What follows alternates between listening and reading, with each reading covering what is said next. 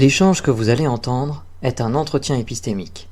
Il s'agit d'une conversation asymétrique dans laquelle on s'intéresse à notre interlocuteur en lui posant des questions. Au travers de celle-ci, nous cherchons à comprendre les raisons qui motivent son avis. L'objectif principal de cette forme de conversation est de passer un moment agréable et mutuellement enrichissant. Merci Russell, salut Alex, Salut à toi. comment tu vas? Bah écoute, ma foi, ça va, il fait beau. Les oiseaux chantent.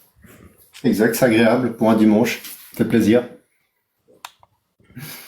Qu'est-ce qui t'a motivé à monter par rapport au militantisme? Est-ce que tu penses que le militantisme éclaire, radicalise? Qu'est-ce que tu peux me dire vis-à-vis de ça? Bon, c'est un sujet assez vaste, mais si j'avais bien il y a un truc que j'ai à dire sur le militantisme, c'est moi je suis quelqu'un qui est plus pour la vérité. Et malheureusement, j'ai remarqué que dans le militantisme, les gens pour leur cause sont prêts à dire tout et n'importe quoi. Et Mhm. ça, je trouve ça assez déplorable et assez dommageable. Je trouve ça très dommageable. Donc, si je comprends bien ce que tu dis, c'est que les militants ou dans le milieu du militantisme, les gens s'arrangent plus facilement avec la vérité pour arriver à leur but. C'est ça que tu me Ouais, dis? c'est ça, et Ouais. c'est ce que je trouve dommage.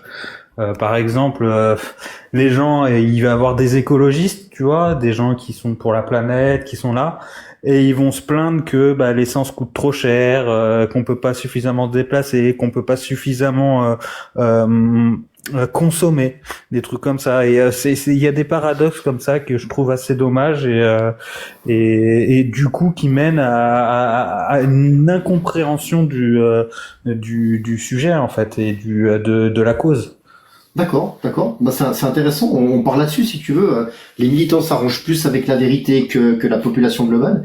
T'y crois à combien de pourcents? C'est-à-dire que 0%, c'est les militants sont exactement comme la population globale au niveau de l'arrangement avec la vérité. Et 100%, c'est les militants tordent la vérité systématiquement. Tu serais à C'est quel compliqué pourcentage? parce que je pense que ça dépend des milieux et Mhm. ça dépend de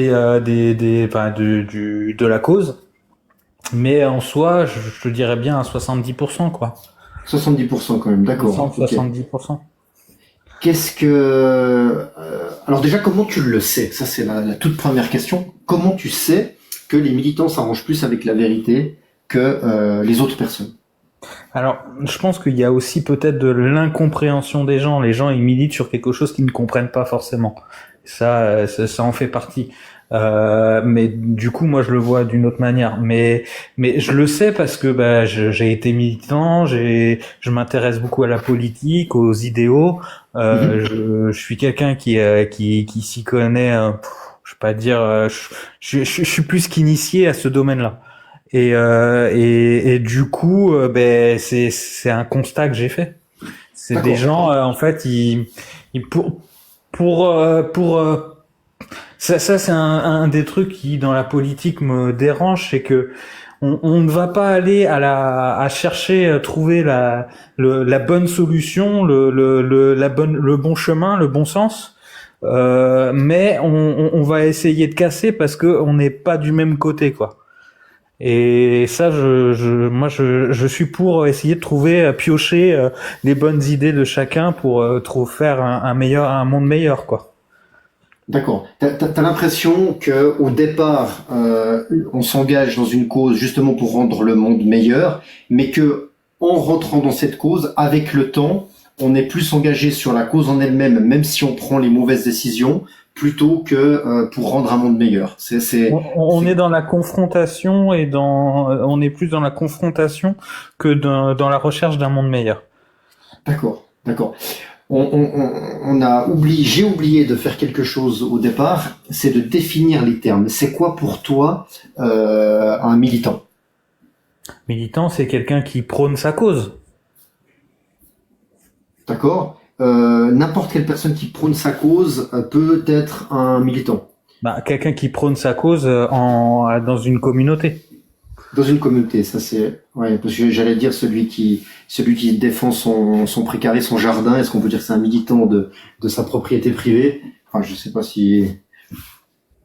Non, c'est une cause. C'est avant tout. Par exemple, là, ces derniers temps, moi, ça fait plusieurs années que j'en parle et que je le dis. Ça commence à se faire. C'est arrêter de tondre sa pelouse. Il y a beaucoup de gens qui disent oui, mais moi je veux avoir ma pelouse bien tondue, je veux que ça soit propre, carré. C'est que t'es un feignant si tu veux pas tondre ta pelouse. Non, c'est que je veux sauvegarder je veux sauvegarder d'abord les insectes et je veux sauvegarder la faune et la flore et la Oui. terre et la, on va dire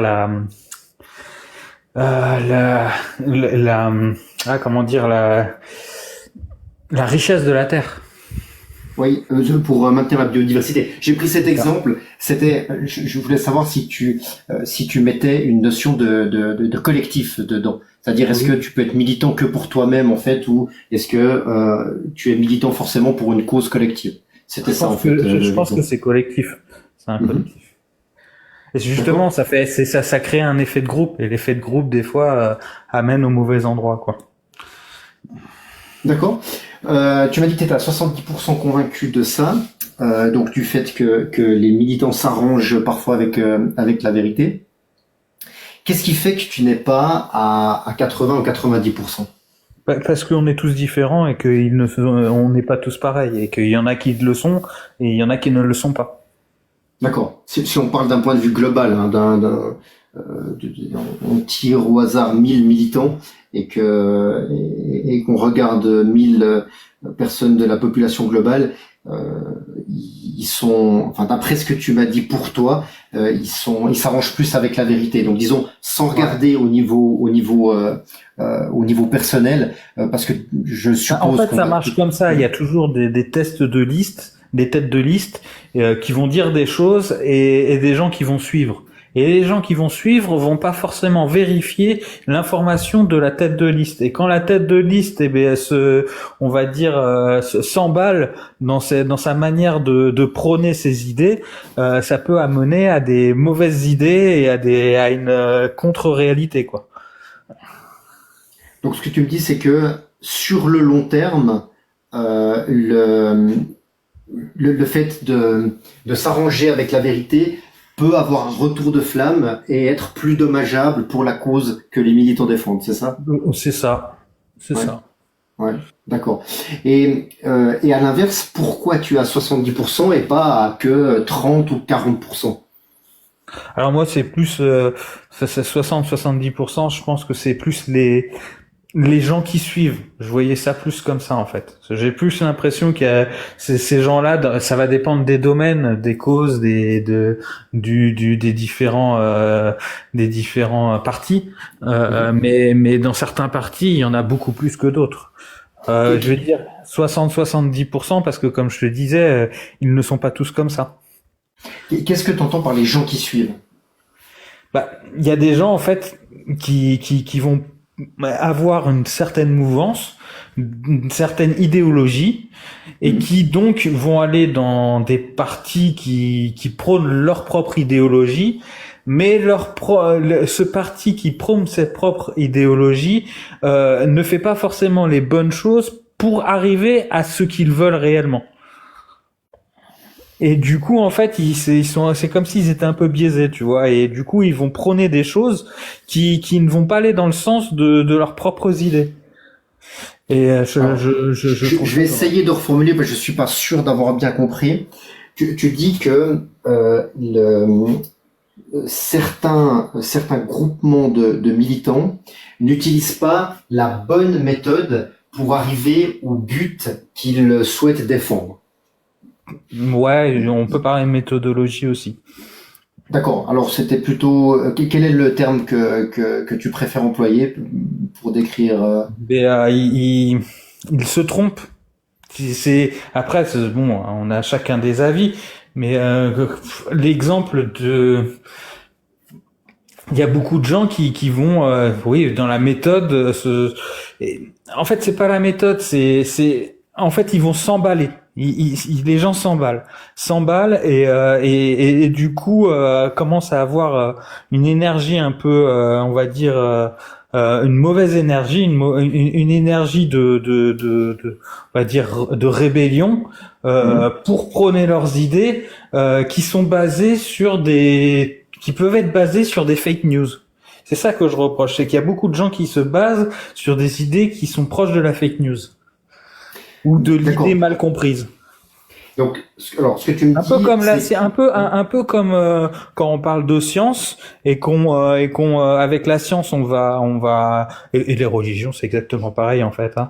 On va avoir tendance à pour expliquer les choses à simplifier, à faire des images de ça. Du coup, ça va être compris d'une certaine manière qui n'est pas forcément la bonne manière et du coup, les gens réagissent pas de la manière adéquate.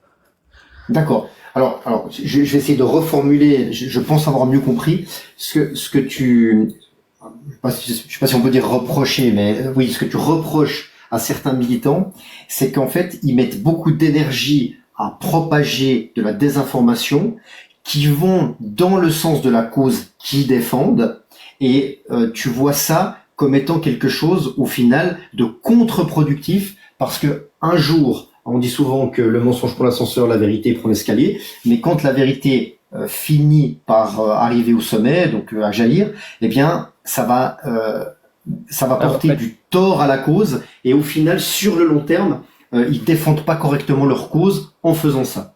Et c'est correctement reformulé par rapport à ta pensée. Oui, c'est un peu ça. Je pense qu'il y a beaucoup de gens qui se font leurrer, qui ne comprennent pas les tenants et les aboutissants de ce qu'ils prônent, et que par conséquent, leur choix de militantisme est un peu erroné. D'accord. Tu m'as dit que tu savais ça par expérience personnelle parce que tu as été dans le milieu militant. Est-ce que j'ai bien compris? Oui, moi j'ai été quelqu'un qui a beaucoup milité.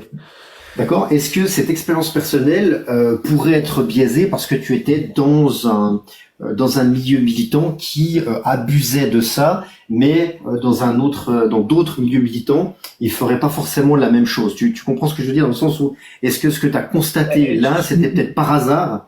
Moi, je suis quelqu'un qui a voyagé dans les mouvances, dans le sens où j'ai voulu comprendre chaque personne, leur manière de penser et pourquoi ils pensaient ce qu'ils pensaient. Un peu comme vous. Oui, et du coup, en allant voir différents partis, différentes mouvances, différentes idéologies, j'ai remarqué que il y en avait beaucoup, mais que ça dépendait justement, comme je te le disais, des partis et des mouvances et des idéologies. Il y a des idéologies qui sont plus terre à terre que d'autres. Et j'ai remarqué, pour pas citer, que quand même les extrêmes partaient plutôt dans ce genre de, justement, c'est des gens qui c'est comme si c'était des gens qui étaient énervés de la vie et du coup vont se regrouper et malgré qu'ils prônent pas malgré que ce qu'ils prônent ne va pas dans le sens de ce qu'ils aimeraient, vont être très rebellés et remontés et prêts à détruire parce que parce que c'est dans leur parce que ils se sentent mal eux-mêmes. Et que c'est simplement que ils aiment déverser, ils déversent parce que ils se sentent pas bien et du coup ça crée des problématiques quoi. C'est dommageable. Est-ce que tu as une idée de pourquoi, selon toi, c'est plus les extrêmes qui font ce genre de choses que les autres? Parce que c'est des gens qui ne se retrouvent pas dans le système actuel pour X ou Y raisons, qui ne sont pas forcément bien comprises ou qui ne sont pas forcément acceptées. Et du coup, ça crée de la rébellion. Quand t'as eu beaucoup de soucis, que t'as eu beaucoup de galères, tu t'es senti un peu entre guillemets, le mot est fort, mais entre guillemets abandonné. Tu pars dans la rébellion et donc dans l'extrémisme. Et est-ce qu'on peut dire que, vu que tu es dans la rébellion, tous les coups sont permis et donc le fait de propager des comptes vérités, de la désinformation, Il y a de ça. va dans cet arsenal-là. Ok. Il y a de ça. Ok. Écoute Alex, je te remercie beaucoup. On est malheureusement déjà arrivé au bout du quart d'heure. Je vais demander à mes collègues s'ils ont une question à emporter pour toi. Alors, Russell n'a pas de questions, il a la tête dans le chat, je suis désolé, donc je n'ai pas de questions. Alors merci Russell. Est-ce que John, Galactic, Régis, vous avez Non, question? intéressant, mais pas de question. Merci Galactic. John. Pas de questions de mon côté non plus. Merci John. Est-ce que Régis, tu as une question à porter? Ouais, une petite question à porter. Que devrait faire une personne pour être un bon militant? Merci Régis. Tu as entendu la question, Alex? Ah oui, c'est Ouais. très facile à répondre, mais Alors, très difficile à faire. Je vais te poser la dernière question habituelle du live épistémique. C'est Ça comment bien tu t'es passé. senti pendant... tu la connais, donc pour ceux qui écoutent et qui la connaissent pas, c'est comment tu t'es senti pendant cet entretien avec moi. C'était chouette. C'était chouette, ouais. Alors j'ai eu beaucoup de plaisir à discuter aussi avec toi. Je te remercie beaucoup de ton passage et puis je te souhaite une bonne fin d'après-midi. Bonne journée à vous. Merci. Salut Alex.